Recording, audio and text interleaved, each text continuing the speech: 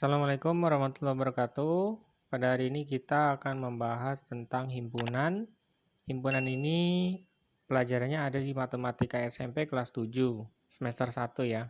Kita baru masuk ke pertemuan pertama. Di pertemuan pertama ini kita akan membahas tentang konsep dasar himpunan dan bagaimana cara menyajikan himpunan. Kita mulai saja. Yang pertama itu adalah konsep himpunan. Jadi di sini ada pengertian himpunan adalah kumpulan objek dengan sifat yang dapat didefinisikan dengan jelas.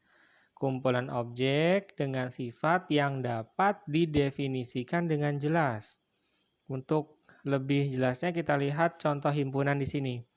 Jadi yang pertama, yang merupakan contoh himpunan itu adalah kumpulan hewan berkaki dua. Objeknya yaitu hewan. Sifat yang jelasnya itu adalah berkaki dua. Jadi kalau nanti ada hewan yang berkaki dua, kumpulan hewan berkaki dua, bisa jadi anggotanya itu adalah ayam, bebek, burung, dan lain sebagainya, yaitu jenis hewan yang berkaki dua. Jadi jelas tuh kumpulannya hewan, kemudian sifatnya yang jelas itu adalah berkaki dua. Nah, di sampingnya itu ada contoh bukan himpunan. Di sini kumpulan hewan jinak. Kumpulan objeknya hewan, udah jelas. Tapi sifat jinak ini tidak dapat didefinisikan dengan jelas. Jinak menurut satu orang itu belum tentu jinak menurut yang lain. Misalnya ada kucing itu hewan jinak, tapi ada kucing misalkan suka mencakar manusia atau orang. Nah, jadi kucingnya itu tidak jinak. Nah, jadi kumpulan hewan jinak itu bukan sebuah himpunan, bukan contoh dari himpunan. Karena kata-kata jinak ini subjektif ya, tidak bisa didefinisikan dengan jelas. Oke, kita lihat contoh lainnya. Kumpulan buah-buahan berwarna hijau. Nah, ini kumpulan buah-buahan berwarna hijau itu objeknya buah-buahan, sifat yang didefinisikan dengan jelasnya adalah berwarna hijau. Jadi kalau ada kumpulan buah-buahan berwarna hijau itu bisa jadi nanti anggotanya itu adalah mangga, kemudian ada apel, kemudian ada kelapa dan lain sebagainya yang buah-buahan itu yang berwarna hijau. Tapi di sampingnya jika ada kumpulan buah-buahan enak, nah ini objeknya jelas buah-buahan tapi sifat enak ini, nah ini belum jelas nih definisinya. Enak menurut yang lain belum tentu enak menurut lainnya. Jadi misalkan saya suka mangga, tapi ada juga orang yang tidak suka mangga. Saya bilangnya enak, tapi yang lain tidak enak. Atau saya suka duren, tapi yang lainnya tidak suka duren. Nah, jadi kumpulan buah-buahan enak ini adalah bukan contoh dari himpunan.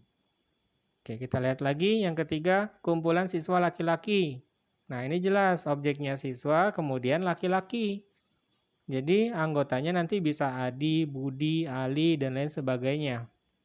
Kalau di sampingnya kumpulan siswa pintar di kelas. Nah, ini objeknya itu ya siswa, tapi sifat pintar ini belum bisa didefinisikan dengan jelas. Pintar menurut guru yang satu belum tentu pintar menurut guru yang lain.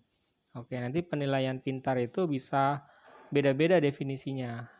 Oke, jadi kumpulan siswa pintar di kelas itu bukan merupakan contoh himpunan. Yang B, yang contoh himpunan ya, yang selanjutnya. Kumpulan nama kota di Indonesia yang diawali dengan huruf B. Nah, ini jelas nih nanti ada Bandung, Bogor, Bekasi, dan lain-lain. Nah, ini merupakan contoh himpunan, tapi yang di sebelahnya kumpulan kota-kota besar di Indonesia. Nah, kota-kota besar di Indonesia, ya, yang ini ya, kota besar di Indonesia ini besar, jadi dia bukan sifat yang bisa mendefinisikan si objek ini dengan jelas, kota-kotanya. Jadi besar menurut yang lain belum tentu besar menurut yang satunya. Oke, jadi kumpulan kota-kota besar di Indonesia itu bukan merupakan contoh himpunan. Ya, kita lihat lagi. Kumpulan negara di Asia Tenggara. Nah, ini jelas nih ada Indonesia, Malaysia, Singapura, Brunei, dan lain sebagainya. Itu merupakan suatu himpunan. Tapi di sebelahnya kumpulan negara ternyaman untuk ditinggali. Nah, kata-kata ternyaman sekali lagi itu adalah sifat yang tidak bisa mendefinisikan si objek itu dengan jelas. Sehingga kumpulan negara ternyaman untuk ditinggali adalah bukan contoh dari himpunan. Oke, jelas ya? Kita lanjut. Bagaimana cara menyajikan himpunan? Yang pertama itu adalah dengan cara deskripsi. Yang kedua adalah dengan cara mendaftar anggotanya. Yang ketiga adalah dengan cara notasi pembentuk himpunan. Cara deskripsi adalah dengan cara menggambarkan suatu himpunan melalui sebuah kalimat di sini. Nah, contohnya yang A sama dengan dalam kurung kurawal buka, himpunan huruf vokal dalam abjad Latin, kurung kurawal tutup. Jadi, kalimat himpunan huruf vokal dalam abjad Latin, nah ini udah jelas ya, objeknya itu adalah huruf vokal. Kemudian, sifatnya ya dalam abjad Latin ini. Jadi himpunan huruf vokal dalam abjad Latin itu adalah contoh dari himpunan yang disajikan dengan cara deskripsi. Nah, yang B dengan cara mendaftar anggotanya. Jadi abjad Latin, huruf vokal dalam abjad Latin itu adalah A, I, U, E, O. Kita daftar anggotanya, himpunan A ini, A sama dengan A, I, U, E, O. Oke. Itu cara mendaftar anggotanya. Cara yang ketiga, kita bisa menggunakan notasi pembentuk himpunan. Di sini kita sajikan dengan A sama dengan X. X di mana? X adalah huruf vokal dalam abjad Latin. Kita tulis variabelnya yaitu X, tapi tidak sembarang X. X-nya adalah huruf vokal dalam abjad Latin. Nah, nanti anggotanya ya sama lagi, A, I, U, E, O. A, I, U, E, dan O. Oke, seperti itu. Untuk lebih jelas kita lihat di sini yang B. Himpunan B sama dengan himpunan bilangan ganjil kurang dari 6. Yaitu deskripsi. Kita lihat yang kurang dari 6 dan bilangan ganjil itu adalah 1, 3, dan 5. B sama dengan 1, 3, 5. Bagaimana cara notasinya? B sama dengan X, di mana X kurang dari 6. Tapi X kurang dari 6-nya itu adalah, X-nya di sini syaratnya X adalah bilangan ganjil. Tidak sembarang X, tapi X-nya adalah bilangan ganjil yang kurang dari 6. X kurang dari 6. Ya, kita lihat yang C. Himpunan bilangan asli antara 2 dan 10. Nah, kita daftar anggotanya. Bilangan asli antara 2 dan 10 itu dimulai dari 3, 4, 5, 6, 7, 8, 9. Oke. Bagaimana dengan cara notasi pembentuk himpunan? X di mana X lebih besar dari 2 dan X-nya lebih kecil dari 10.